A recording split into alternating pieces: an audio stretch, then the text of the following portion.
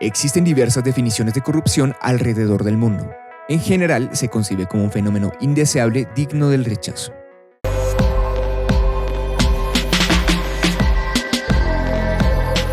Las ciencias sociales definen la corrupción a través de un concepto paraguas, simplemente para ilustrar la gran complejidad de ideas y conceptos que la incluyen.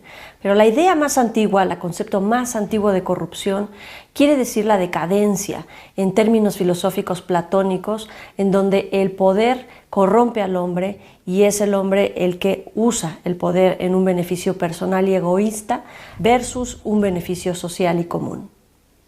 Empíricamente es difícil definir la corrupción porque es un fenómeno multifactorial.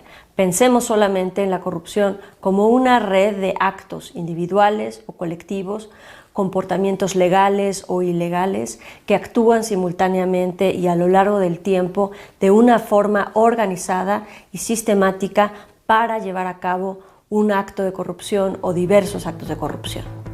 Entre la vasta literatura académica y política destacan tres enfoques para estudiar y explicar la corrupción. El primero es de forma normativa, el segundo son sus características y su magnitud, y el tercero como un fenómeno social. En derecho, por ejemplo, la corrupción se comprende de conductas ilegales categorizadas como, por ejemplo, tráfico de influencias, cohecho, peculado, desvío de recursos, enriquecimiento ilícito, soborno, por mencionar algunas. Estas son todas formas que tienen los servidores públicos de extraer recursos públicos y gastarlos en su propio beneficio o bien usar el poder para fortalecer a sus amigos o familiares.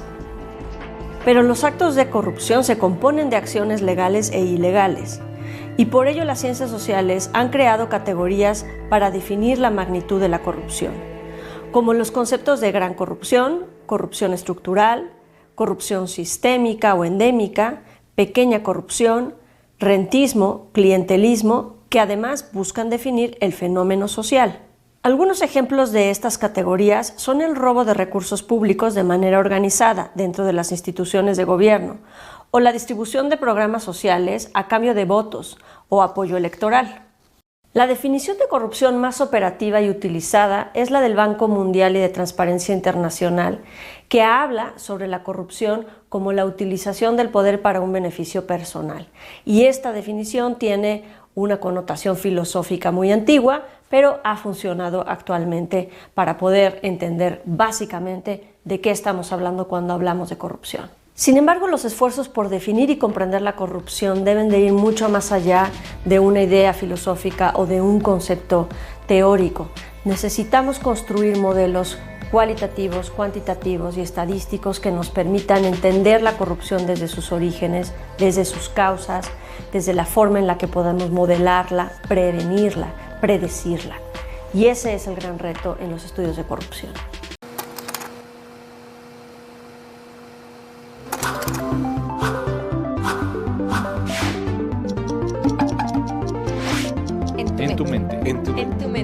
En tu mente. Echa la ley, echa la trampa. En Colombia la corrupción está desbordada y normalizada.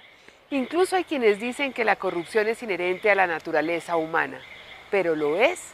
Este tipo de comportamientos es condenado por los seres humanos y por otras especies. Entonces, lo primero que hay que decir es que los estudios revelan que no es un comportamiento inherente al ser humano. Hay estudios que muestran, por ejemplo, que mamíferos como los lobos, los perros, algunos gatos, castigan a otros miembros de su propia especie cuando intentan obtener beneficio propio, cuando intentan pensar solo en ellos y no en el resto de la manada. En humanos también sabemos que tenemos sistemas para censurar fuertemente a aquellos que cometen actos individuales por encima de los intereses del grupo. Y es que precisamente eso es la corrupción, intentar obtener un beneficio individual o personal por encima de, digamos, los recursos del grupo que son para todos. Presenciar actos de corrupción afecta a nuestro cerebro, como si le doliera. Percibir la corrupción genera un alto gasto para nuestros sistemas neurales. De alguna manera, ver que alguien es corrupto nos genera dolor e incomodidad. Los estudios de neurociencia respaldan eso. Cuando hay alguien que comete un acto corrupto, cuando estamos en estudios experimentales viendo que alguien comete un acto corrupto, se nos activan áreas del cerebro que también se activan cuando se procesa el dolor físico. Se activa la amígdala, se activa la ínsula, se activan cortezas prefrontales ventrales, se activan cortezas temporales. Esa red es la misma red que se activa cuando uno sufre un dolor físico o cuando ve a otro sufrir. ¿Pero qué hace que cometamos actos corruptos? ¿Será que hay gente propensa a ello? ¿O el que anda entre la miel algo se le pega?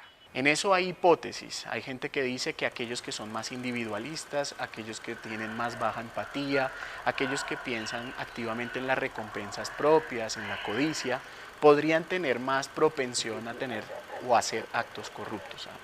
Sin embargo, los estudios en ese campo no son concluyentes. Por contraste, los estudios que sugieren que los actos corruptos están más movilizados por el contexto social son más grandes, son más fuertes y parecen tener mayor soporte por la ciencia. Esto es, la corrupción pareciera estar más modificada y modulada por el contexto social que por factores individuales de las personas. Un ejemplo de la vida cotidiana podría ser que cuando estamos viendo un partido de la Selección Colombia y vemos que cometen un penalti a alguno de nuestros jugadores y de pronto nos ponemos a ver con detenimiento, no ha sido penalti, igual celebramos que el árbitro haya pitado penalti, incluso sabiendo que no es justo.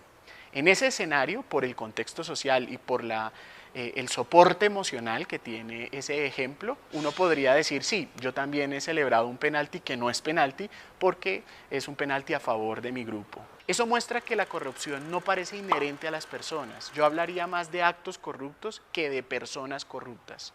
¿Qué podemos hacer para evitar estos actos de corrupción?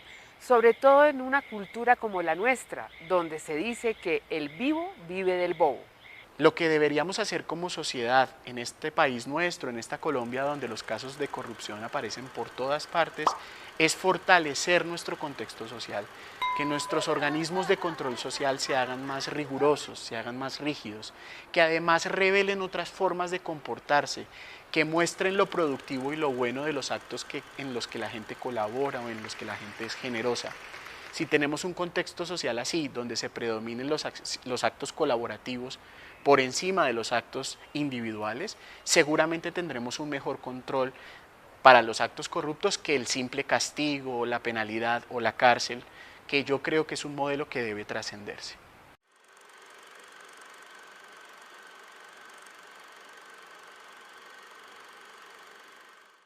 Y para ti, ¿qué es la corrupción?